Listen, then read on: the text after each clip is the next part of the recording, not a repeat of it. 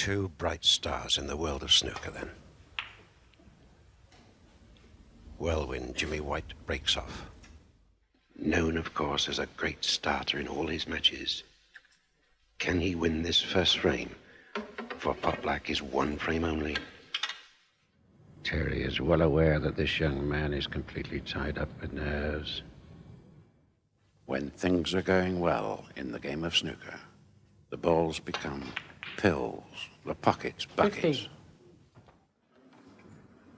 The dying embers for Eddie Charlton, the Australian champion. And a nice little use of the centre pocket bump there. I felt fantastic. I did, honestly, I felt super. And what happened? He did me 6-1. So yeah, I've been watching snooker quite a bit recently, and it's a serious sport, and this is why I thought I would wear some serious clothes.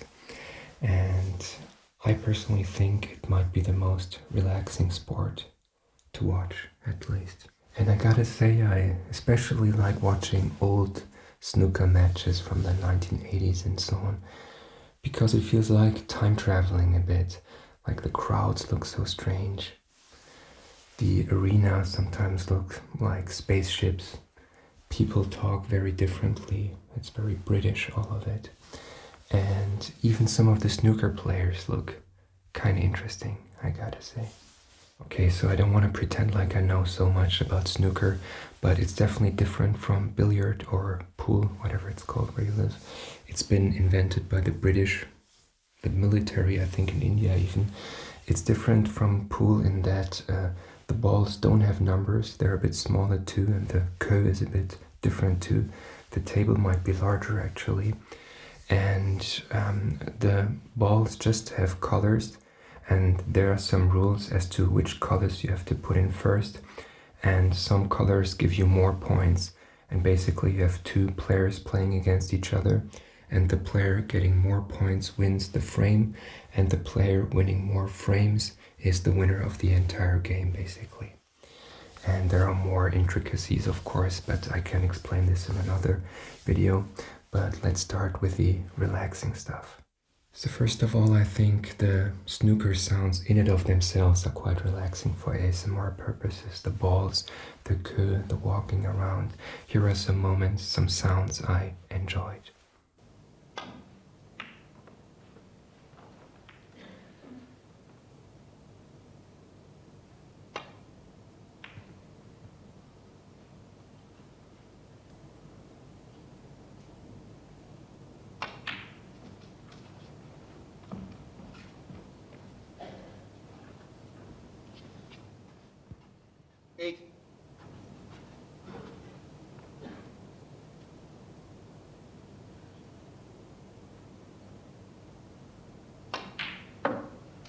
No.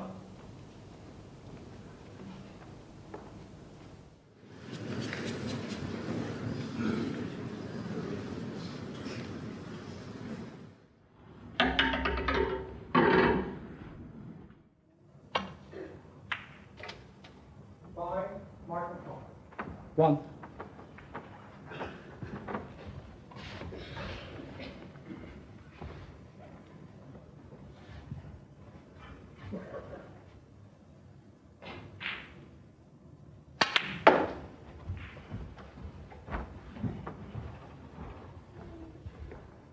Four.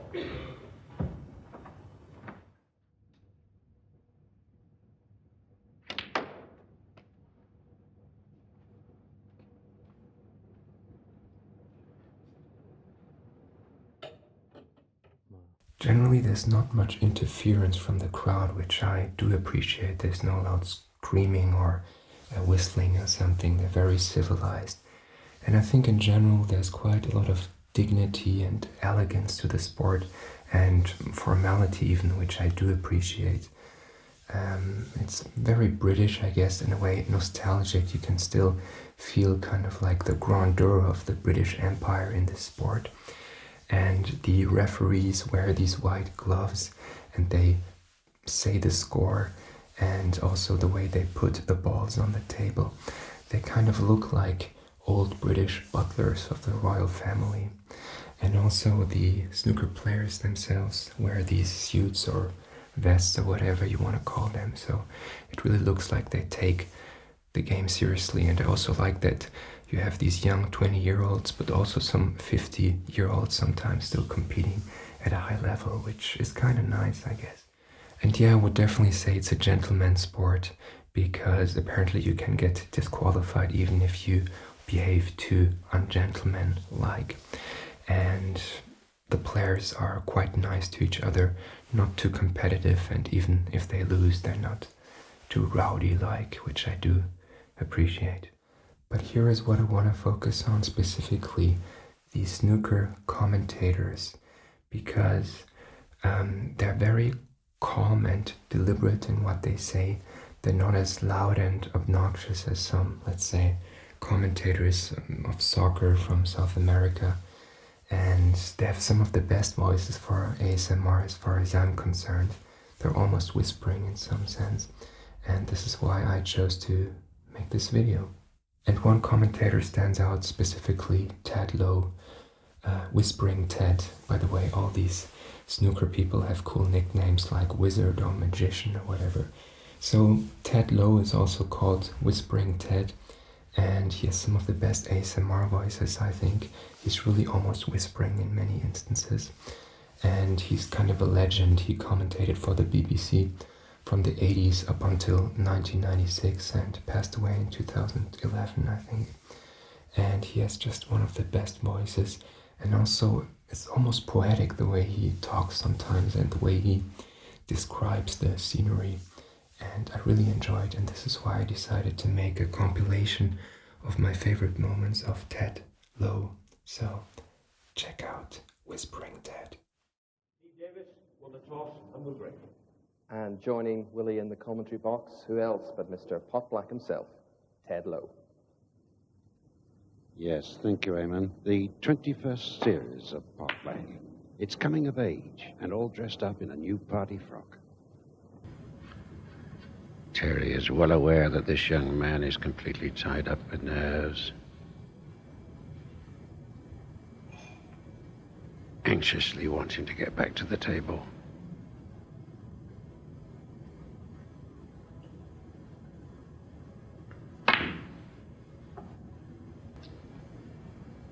Want to disturb those four, I think.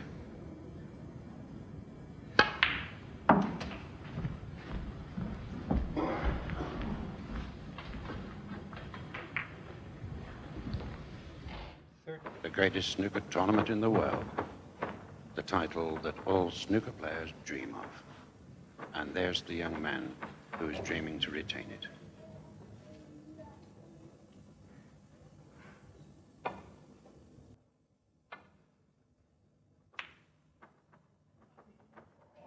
Foul, John Parrott, 4. The first points of the championship then. A foul from the Australian, Eddie Charlton. Nicknamed, of course, Steady Eddie. A tough opponent. You see the figure in between, just underneath the word frames, 19. That is the total of number of frames they play in this. Now that really puts Charlton in trouble. He's got to get out of the snooker, and of course he must not leave a red on for the former champion Ray Ribb.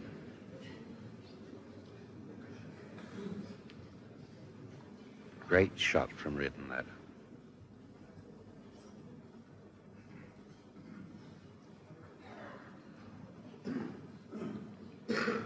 A relaxed and satisfied Riordan. The dying embers for Eddie Charlton, the Australian champion, as former champion Riordan steadily clears up the last three reds. And now 17. For the remaining six colours, a lead of 72 points, with Charlton, in fact, yet to score. A great performance by Welshman Ray Riordan. Fred Davis, the old campaigner. 27 years senior to his opponent.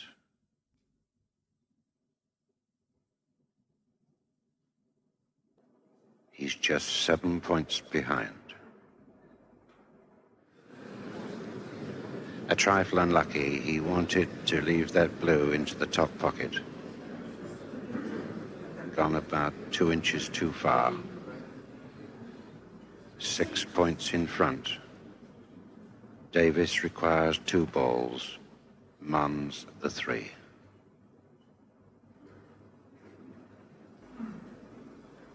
That almost permanent smile. Our audience literally electrified, glued to their seats.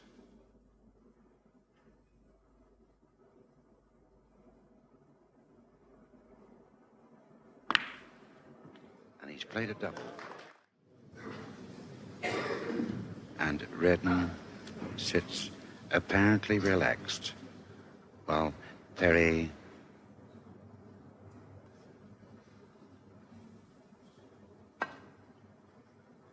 the question at the moment, will Redden go 5 frames in front, or will Perry Mons reduce the lead to 3 frames?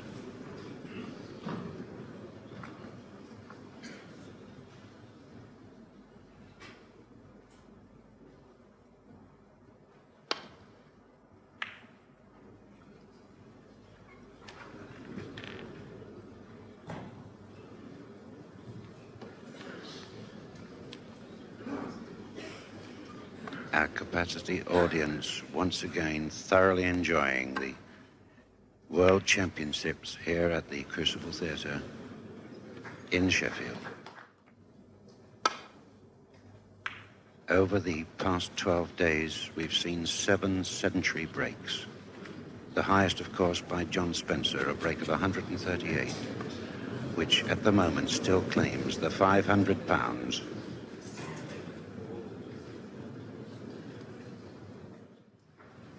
Cue ball dangerously near the blue, but he can in fact get to the pink if he so wishes.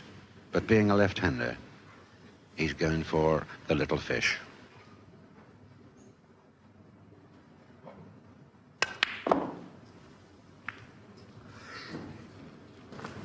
Redden lulling Mons into making a mistake.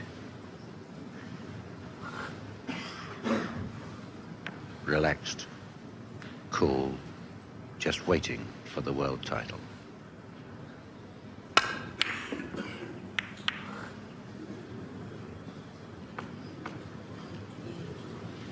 Now, what has he done here? Is this the mistake that Redden has been waiting for?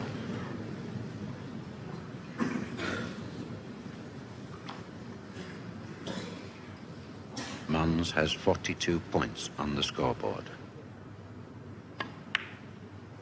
That red is Redden's first. 2 bright stars in the world of snooker, then. Well, when Jimmy White breaks off.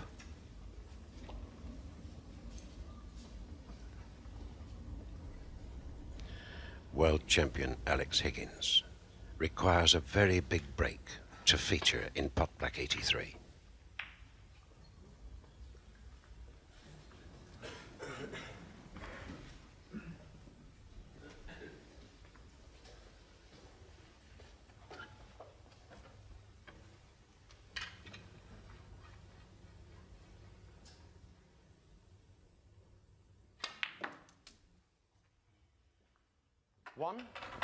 It's the 20-year-old Londoner away first.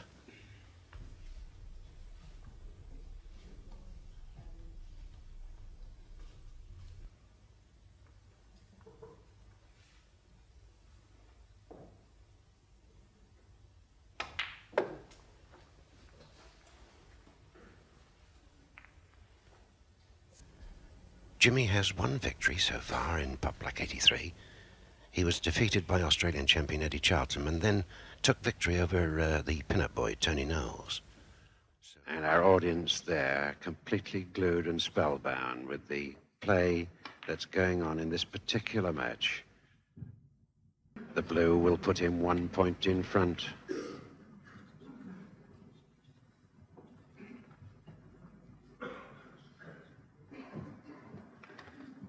Those two reds are rather close together, and I feel that the center one will not go into the top pocket.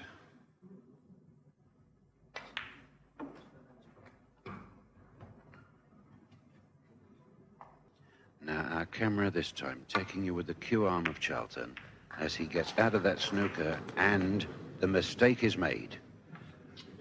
This surely then is the chance that Canadian champion Cliff Thorburn has been waiting for 4 frames now. 8 points behind. He wants this frame to go forward into the 1978 semi-finals. A long and hard battle against the tenacious Eddie Charlton from Australia. Eddie now relaxed, realizing the mistake he's made.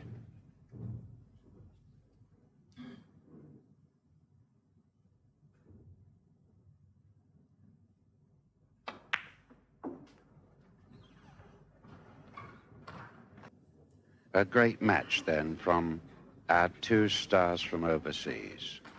On your screen now, Canadian champion Cliff Thorburn. Sat quietly in the wings, as it were, Australian champion Eddie Charlton. Surely nerves have not crept in at this critical stage of this 49-frame final. 42-14.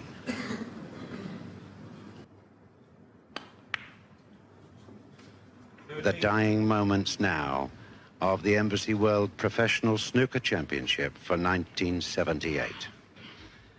At the table, taking the last 4 balls, is former champion on 5 occasions, Welshman Ray Reardon.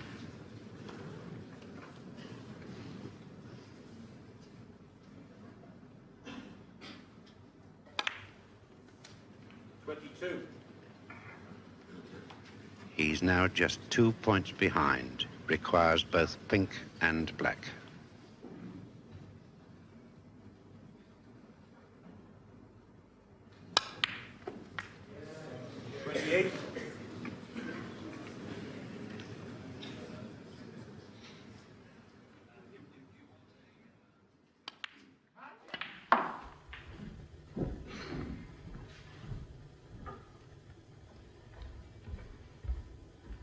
Jamie's dad, Drew, owns the Corner Pocket Club in Blantyre, the birthplace of David Livingstone. Not a lot of people know that. Yes, dicing with death there. A little bright smile on his face. 1.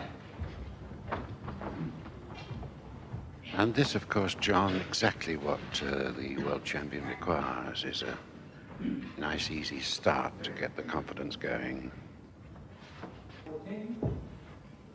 There's an angle on this pink.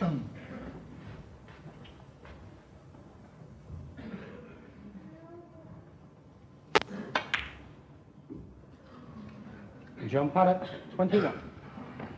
Not easy there to keep that cue ball in amongst the reds when he was on that angle. Steadily building up a nice lead in this first frame. 11.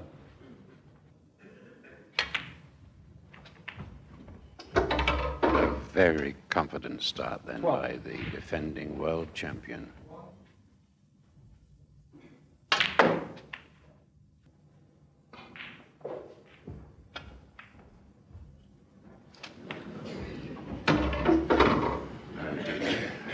$22.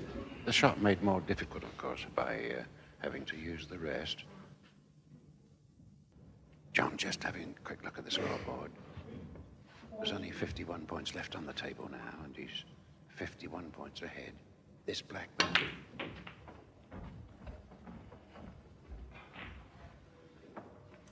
58.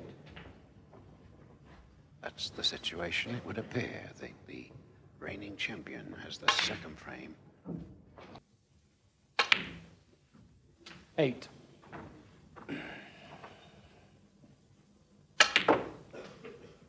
$11. When things are going well in the game of snooker, the balls become pills, the pockets, buckets. 15.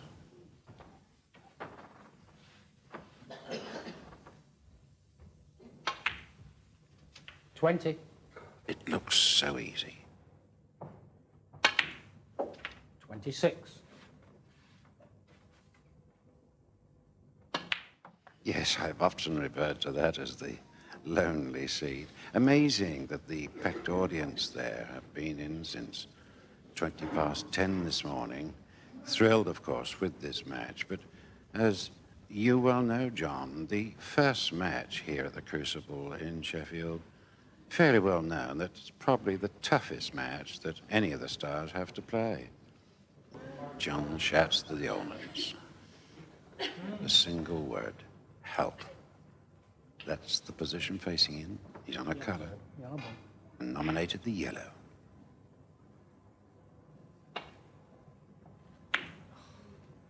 I think he's looking for the yellow this time, John. 19. He's gone too hard.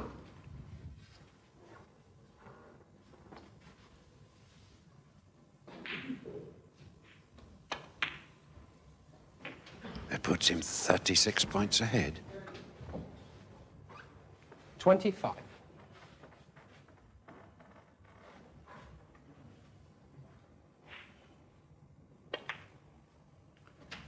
26.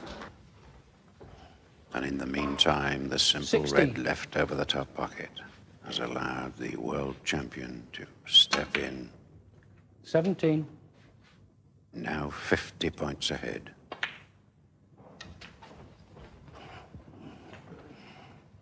And to break off, the young man who has achieved so much in just 12 months, making his third appearance in Pot Black.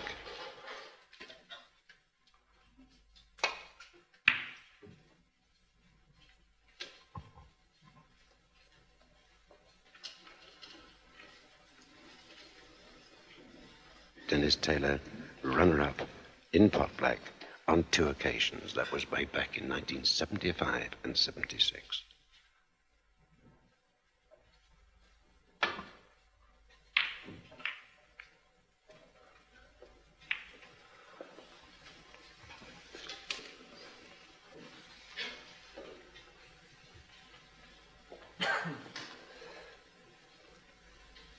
Known, of course, as a great starter in all his matches. Can he win this first frame? For Pot Black is 1 frame only.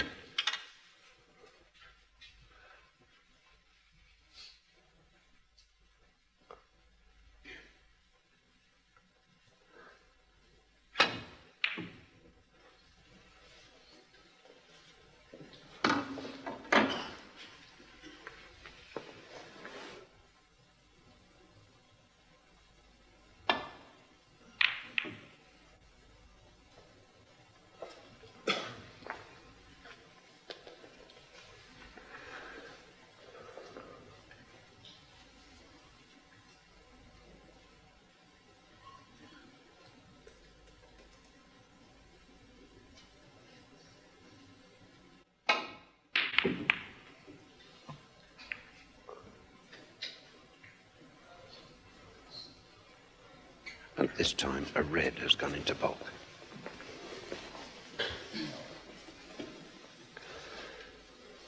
That, of course, will upset the safety play.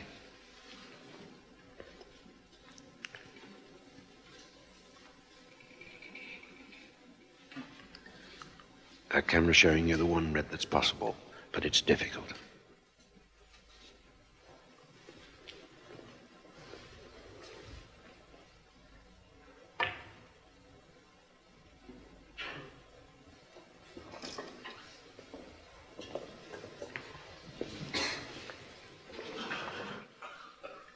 He's just had a look at the red, see if it'll pass that black into the top pocket.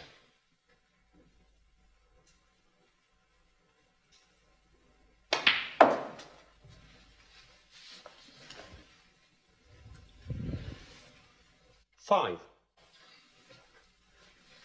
Come a little close to it.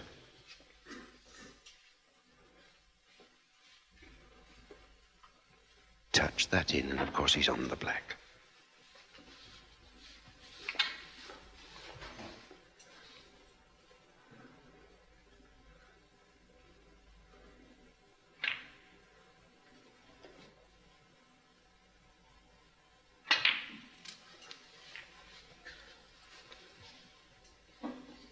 Not as he intended.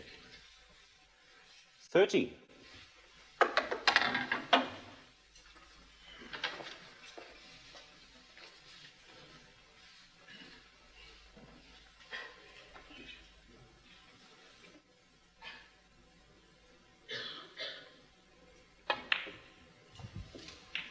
$14.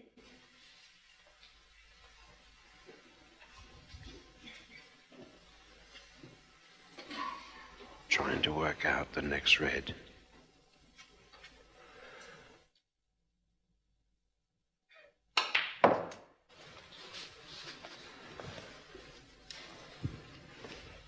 $17.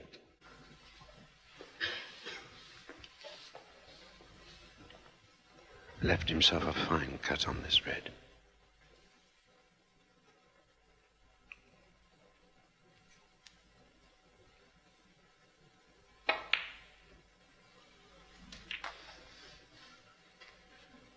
The pink will pass the reds into the top pocket.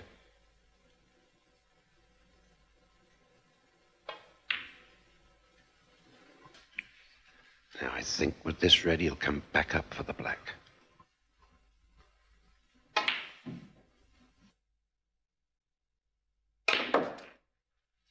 Tried to split up the reds there.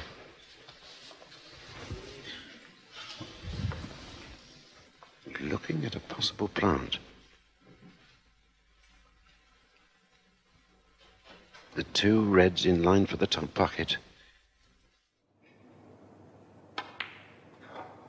Now, as you can see, young Molly O'Sullivan has 4 minutes and 13:12, coming down to 11 seconds 9. to run out.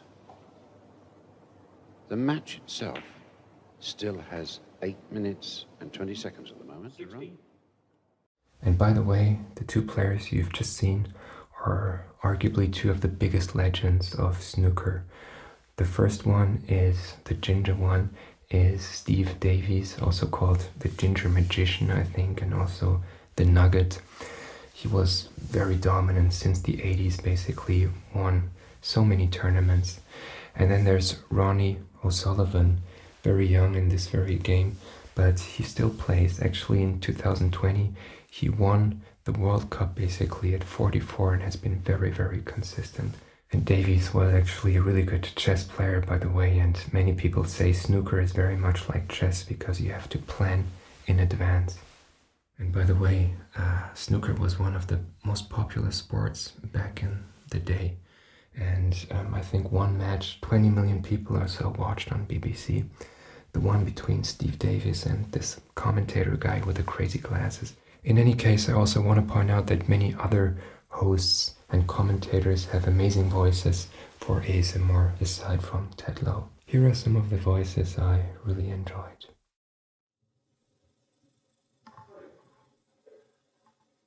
John obviously thinking of coming across the table just above the pink to rest against one of these two reds near this left-hand corner pocket. Bow 4, Jimmy White. Now is Jimmy going to try and bring the black into play here? Move the red to the left of the black.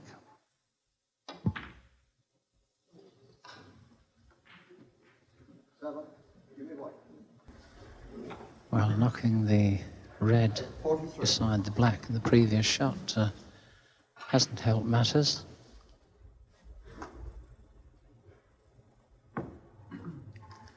And immediately whilst the opportunity is there, he's handled that very well. He's got himself out of trouble there. What? Oh, Jim taking the red whilst there's a black available, because that's what he needs. And he makes this look so easy, but the shots that he's playing, he's dicing with such very fine limits. He really is quite a character.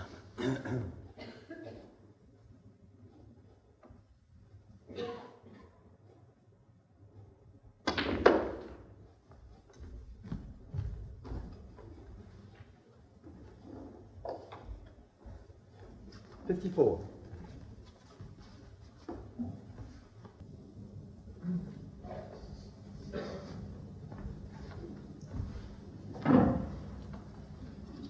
Well, the open red causes a little concern for safety play.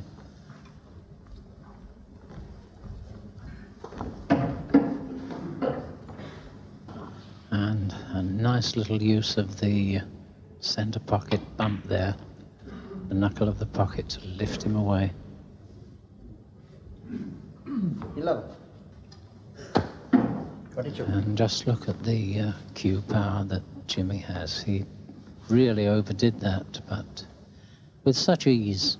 Beautiful cue action.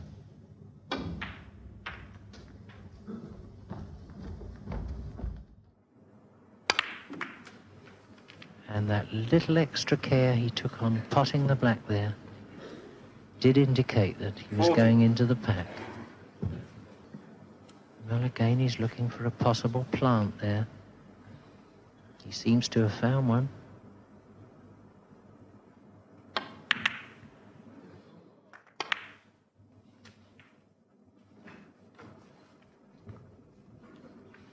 Nicely through the bottom colours.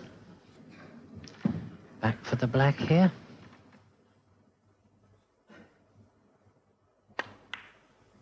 No, he's gone back for one of the lower colours. Probably intended the blue there. We seem to have seen this pattern of play in quite a number of the frames that have gone in the past. Perry building up a nice lead with a few small breaks, but losing out all the time on his position. And the danger, of course, is once Ray gets in, he's likely to clear the table and win the frame. We've seen this happen numerous times throughout this match. Of course, as we see the screens, Ted, even though the master clock is going down a second at the time, each player's score is going down half a second. Yeah. So the second is being split between them. So virtually every 2 seconds they lose a second each. That's what's happening at the moment. And of course the master clock is one every second. It was the brown in the previous frame that cost that particular frame for Jamie Burnett. He missed a fairly easy brown that he normally would get. 13. Great attempt there from John Parrott in potting that red. Tried to disturb the one near the right-hand side of the table. Still a loose red to the left-hand side of the cluster behind the pink. Or he may elect to go into that cluster. Now just playing for the one loose one. In actual fact, in potting 12. this, he's going to cannon into some more reds. Well, no guarantee with position. The difference is 65. In theory, there's 67 still on, but not with the black there. And you know what's funny? Even the players had some amazing ASMR-ish voices. Maybe it was just at times people spoke differently and more deliberately, maybe. And some of these players were actually interviewed after the games, and the commentary was very interesting, but also relaxing to me, and sometimes funny too. So here are some of these moments. Alex, hasn't been a very happy pot black for you. No, it's one game situation. The balls didn't particularly run well for me. I didn't particularly play well, but there again, that's the way the game goes. Well, it's just in regards to television time. You have to make a 25-minute program, and there's a lot of things you can't get in, and sometimes they're got in too quick. Like some of the frames that have been finishing like in 13 and 14 minutes and what have you. And that can always happen when you get someone like Jimmy playing, and myself when I hit them properly. And, well, it's just a funny game.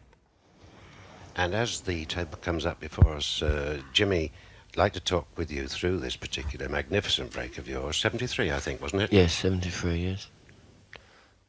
Left me in with a chance. Just done the brown in here for the red. The black doesn't go in the middle pocket, the blue's stopping it, so I play on the black in this pocket. Now, you've got nice position here, Jimmy, didn't you? Using the pack to stay for the red. Yeah.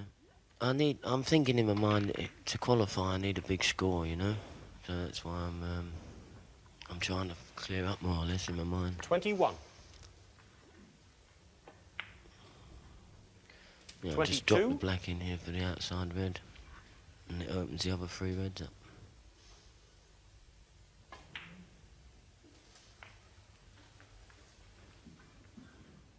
You're still in perfect position, Jimmy, aren't you, here? Yes. You know, a professional should win the game from here anyway. You know, the balls are nicely opened. By potting this red, it opens the other 3 reds up. What are you thinking here for position with this black? Well, I'm playing between the 3 reds and the pink, but I hit it too soft, you know. Just a little too soft there. Yeah. You wanted that red into the middle. Yeah, about 2 inches more. But I dragged this in and perfect on the blue. But if I roll it in, which is easier to pot it, if I miss it, I'll leave Alex with 4 reds on, you know. So I've had to play it the hard way and screw it back about an inch or so. And then, but it went in, it was quite tight. It was a very good shot, actually, Jimmy. Yeah, cheers, Tim. No, I just clucked this in with side and it kisses all the reds lovely. That was perfect, wasn't it? Yes. You must have been very happy, and I suppose you're now thinking that you've got the lot. 51. Yeah. That break of 87 looming up in your mind?